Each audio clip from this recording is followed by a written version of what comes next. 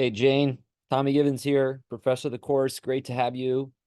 And it's week one, so thought I'd send you a video reply. Gives me a chance to say hello a little more directly and welcome and get our conversation hopefully off to a good start. Uh, Especially maybe as I can give you some reaction now to what you've written in both of the forums for week one, which is excellent, by the way. I love what you've written, and especially want to highlight what jumped out to me was your recognition in this second forum about the genealogy of the scandal of Jesus's conception. So, as I think you're rightly suggesting, the scandalous conceptions of Jesus's past with certain mothers of his that are highlighted and I think vindicated in the genealogy, um, those go together with the most direct conception of Jesus uh, by Mary and apparently not Joseph. Somehow we're told, or Joseph is told, that she is pregnant by the Holy Spirit.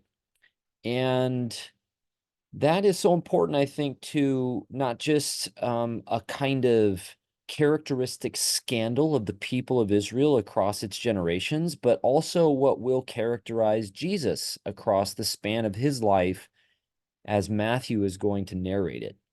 So we get a kind of seed that's planted about who Jesus is in this feature of the genealogy that then plays out immediately in the opening scene of Joseph's on the verge of divorcing Mary, kind of repudiating her as his fiance, wife to be, and then being stopped in his tracks by an angel of the Lord who basically teaches Joseph as a son of David that what is happening to him and Mary is another chapter in a long history of this kind of thing.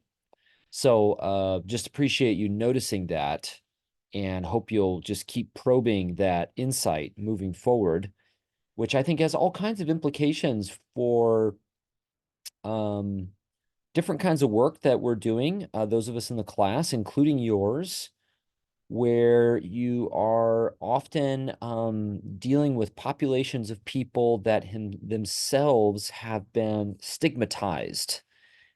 And the way that the Gospel of Matthew addresses that human tendency towards stigmatization and the various consequences that often result in terms of estrangement in a society, sort of the tearing of the bonds of relationship, obviously various kinds of hypocrisy and self-righteousness that are always part of the fuel of the way that people are stigmatized. And so this beginning, I hope you're finding to be promising for some of the work that you're doing, dealing with people who have experienced the effects of the human tendency to idolize itself and the answer of God in Matthew to, you might say, mingle God's self with the objects of human stigma. So great stuff here in this response. Obviously, you've mentioned that this is not a genealogy that tells of a story of the good guys versus the bad guys kind of thing. So I'm glad you're just alert to that. Love the kind of rehearsal of covenants that you've used to tell who Israel is. And that already by implication, I think, tells us something important about how we could ever go about answering such a profound question. It's not, you can't answer who Israel is with a definition or a neat formula or something. You find that you have to tell a story. And arguably, you have to tell multiple stories. You never finish, we don't kind of get to the bottom of who Israel is or something. We find that the circumstances of our own life and our own places, much like generations past and the people of God, have required the people to tell the story afresh in response to new needs. And that's partly why I think even within the Bible, we get different stories of Israel not always altogether harmonious with each other, like in various kinds of generative tension with each other, as the drama of the people of God's life over generations requires it to listen continually to God, as opposed to regarding God as a reality given once for all in the past, and the task of serving God just to try to repristinate that original, or variously try to comply with that original. That's just not the way people know God in the Bible, or that I think God can be known. It's a life of ongoing pursuit, ongoing self-questioning. And that's partly what is constitutive of who Israel is in the world. So, love that you've used the covenants to kind of capture this story of the people of Israel. And then you've even highlighted, I think, some really great features of these different kind of overlapping covenants that are, I think, ways of trying to get at the embodied reality of Israel over generations. So you talk, for example, about the unconditional nature of the promise God makes to Abraham. And that is true and so important, because then, as you rightly say, the Mosaic covenant includes a kind of conditional dynamic, blessing that comes to obedience, curses that come to disobedience.